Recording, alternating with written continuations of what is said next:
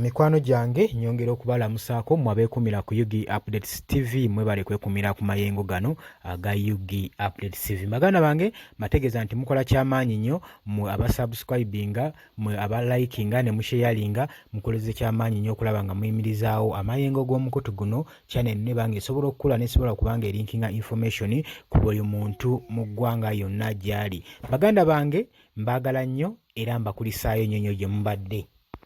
Baganda bange mbategeeza nti mukola kyamaanyi nnyo ddala mmwe abasubscribinga ne mulikinga ne mukomentinga mmwe mikwano gyange abali beekumira ku Yugi Updates TV. Baganda bange mbategeeza mukola kyamaanyi nnyo ddala. Mikwano gyange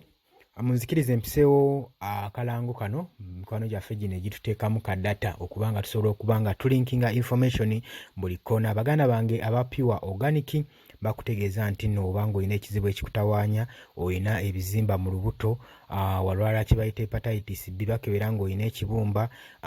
gwe ali agenda okukuba ekyeyo olemereddwa olw'okuba nti bakebera ng'olina hepatitis B, bakugamba jangu bakoleko ddala bulungi nnyo. Bakugamba nti nno n'oba olina ania, olina infections, bakubireko ku note 71218 noti 27 ne ku 0770479708. Abaganda baffe abo bapiwa organic bakutegeeza nti no bakubireko osobola okuba nga muwayamu ku nsonga z'ebyobulamu gwe mukwano gwange ali eyo. Muganda wange mutegeeza tuweerabira ku subscribinga, jikira nagamba nti tufairo kale osobola okukola ku nkyukakyuka ku subscribinga ku channel zino ne tubanga tusobola okutuusa information mbuli koona na buli kanyomero konna akeetaaga enkyukakyuka. Muganda wange tuzze tukuwa information ekulaga nti ensi engeri gyetambulamu eggwanga Uganda bano abasajja balinga ensi abaagigabana, balinga ensi abagyefunza. N'obubeera nga gwe mukwano gwange ali eyo omuntu w'owansi toyina ddoboozi, toyina ngeri ki gy'osobola kubeera ng'otaasibwamu, toyina gy'oddukira. Buli sekita gy'oddukiramu abasajja bano baagiwamba, abasajja bano baagyekwata. Gwe mukwano gwange ampuliriza nga kye tulina okukola kwe kukwatira wamu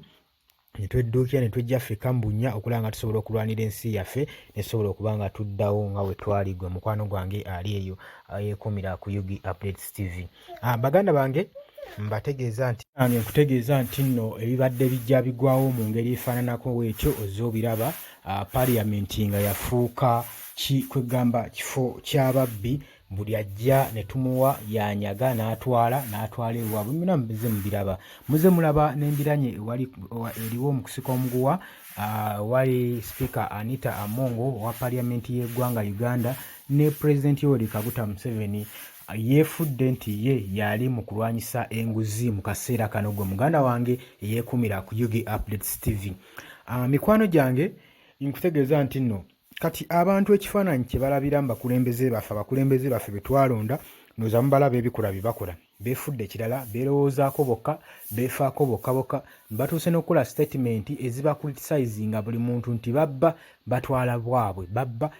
bwabwe. Kwegamba Parliament kyafuuka kintu kyakunyagwa. Buli ayagala okwebbira ku ssente z'omusolo ng'ajja abalimbalimba yeeteekateeka nga ayingira Parliament ng'asooka agabana ku musimbi. Gwe mukwano gwange ali eyo yeekumira ku Yugi Updates.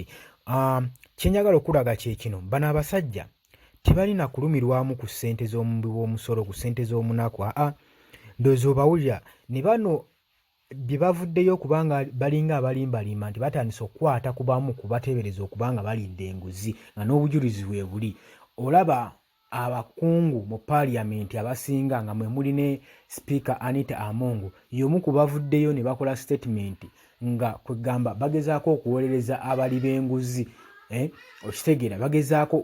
okubawolereza ti kye baakola baakikola naye si kyamaanyi nnyo, tekirina we kikosa ggwanga. Kwegamba kiringa ekikolwa ekisaanidde nti mu buli mubaka wa Parliament nga kikolwa ky'enguzi ekyo kyo just nti kintu kya bulijjo, bakitwala ng'ekintu ekya bulijjo, wabula tebamanyi ngeri ki gye kikosaamu eggwanga Uganda. Tebafuddeyo na kumanya nti bano ba electa baffe abaatulonda baatusindika mu Parliament kukola ki kye baatusindikira. Bavudde ku nsonga eyabatwalayo batandise kugabana musimbi. Olaba n'okuteesa obuteesa ku nsonga ezinyigiriza omuntu w'owansi balina sooka kuvujjirirwa musimbi okulaba nga bateesa ku nsonga eyo ng'omukwano gwange ali eyo ampuliriza.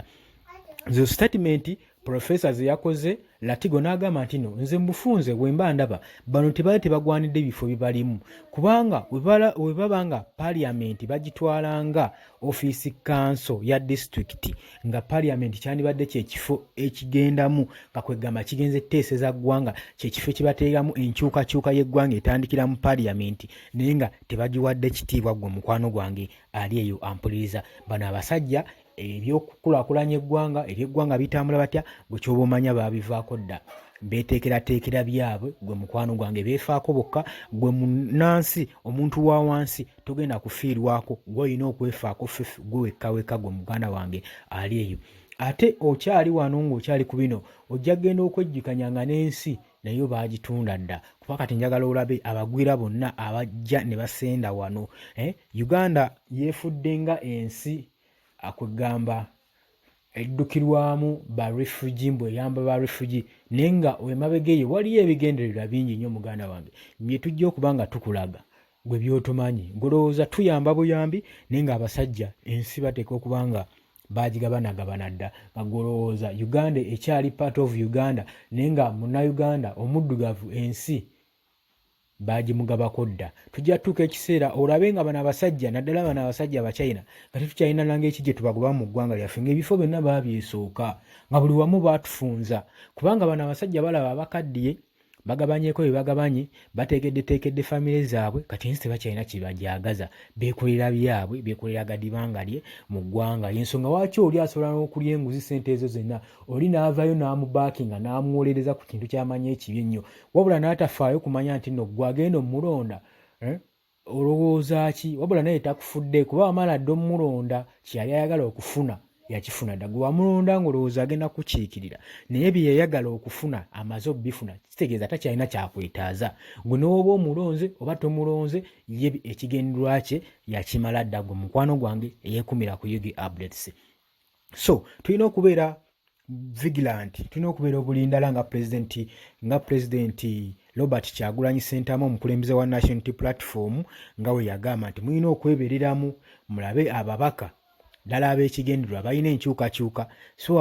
ababaka abeeyagaliza ebyabwe abanoonya ebitiibwa abanoonya obuyinja abanoonya eswaga mu parliament mulina okulonda ababaka abali focused abalina vision abalina target okutwala eggwanga Uganda mu maaso n'okuyimusa omuntu owansi okulaba nga naye afiibwako gwe mukwano gwange ali eyo eyeekumira ku Yugi Updates TV. Kakati omukyalo ono amanyiddwa nga Cissy Namuju tujjukira bulungi amaze ebbanga ddene ng'ali eyo mu nkomyo baamuteekayo simanyi wa kituufu oba kabonero kakubuzaabuza Munnayuganda niye olaba pressure evaayo eri ba MPs abasinga nga bagamba talina kusibwa omukyala mu mute yabba simanyi yabba mugabana mwenna kwega batandise n'okwerumiriza bokka nga bwe baagabana omusimbi owataliwo wadde nakutya wadde n'akamu bwe mukwano gwange ali eyo gwe Munnayuganda kikulaga ki kikulaga nti n'eggwanga lyo gwe naawe nnyinimu alimu oli muwambe so olina okwerwanako okulaba nga ova mu bunnya buno bw'olimu tolina gy'ogenda kudduukirira buli sekita n'agambye basajja gye bali buli sekita zaabwe mu Uganda Human Rights Commission nabo gye bali be baliyo tolina gy'ogenda kuwaaba jjojjo gy'abalamu President Robert Kyagulanyi Ssentamu wamulabye dda ng'agenda withdrawingayo omusango gwe yateekayo emyaka 5 emabega olw'okuba nti ng'awa nsonga ki nti bukyanga agutwalayo gwe omusango mbiseera biri nga ebya covid nga tukyali mu campaign yasookera ddala ng'asooka ateekeko challenge ku mukulembeze w'eggwanga bwe yatwalayo ogwo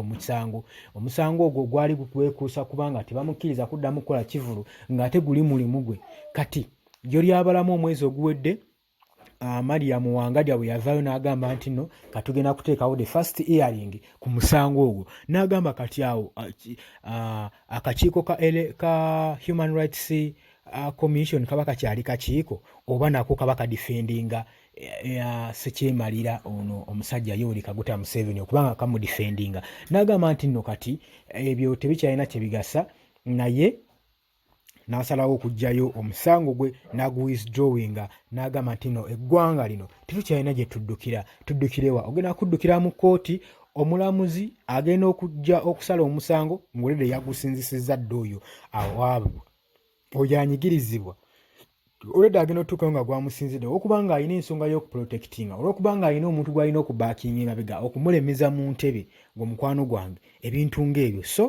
tulina kwebeereramu ffe nga bannayuganda okulaba nga twerwanako ffeka ng'omuganda wange nkutegeeza tuwerabira ku subscribing eno channel subscribinga muganda wange channel eno esobole okuba nga ekula tusobole okuba nga